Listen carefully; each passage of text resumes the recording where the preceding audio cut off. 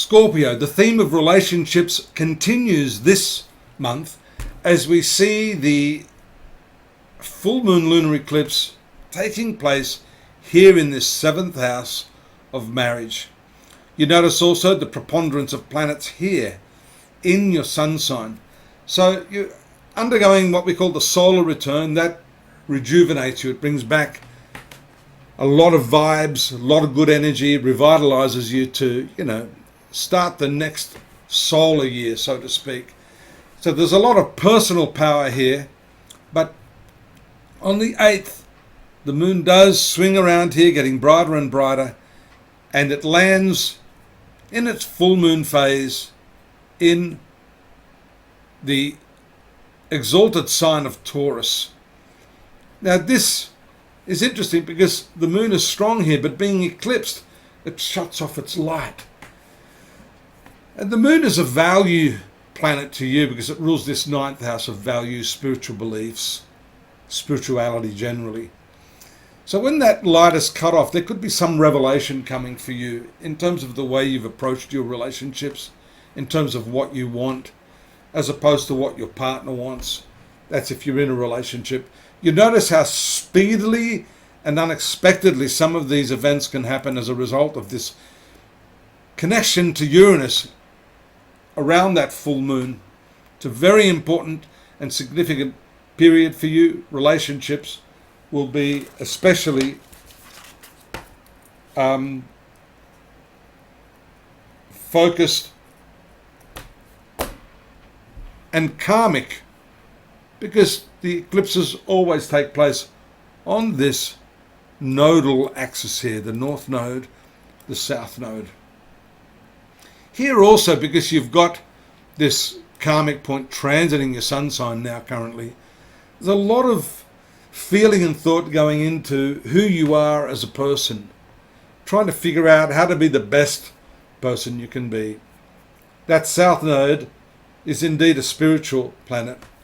So having that occur across this marital axis, I think, says a lot about your concern for your relationship, how you can improve that. Notice also Venus, the planet of marriage and love for you, but the natural ruler of love also there in your sun sign.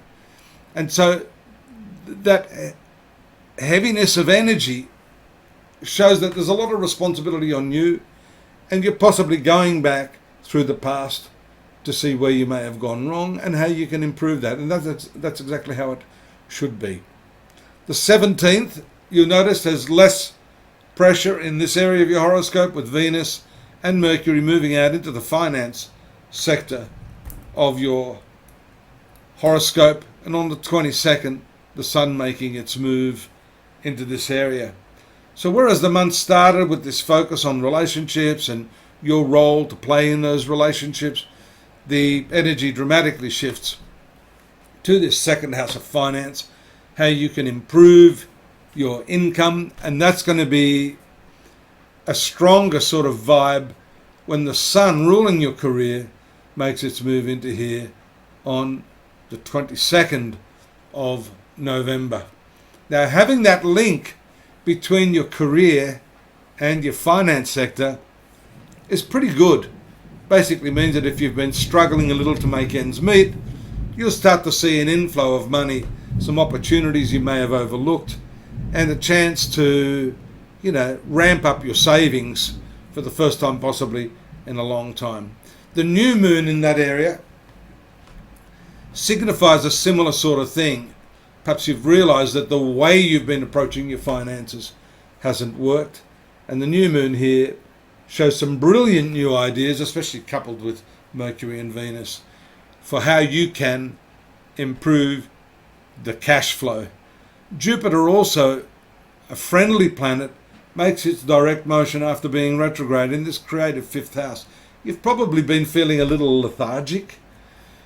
The Neptune-Jupiter combination can show some grey edges around what it is you determine as being your most creative or satisfying pastime.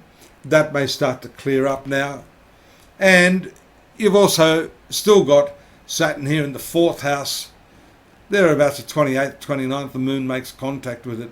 Could be feeling a little bit down at that time, and it may have something to do with what's happening on the domestic scene, as this is the 4th house of your horoscope. Mars, your ruler, still retrograde in the 8th, shows there still is some focus on that money, and that is going to be underpinned by these 3 planets remaining in the 2nd house of finance as the month finishes.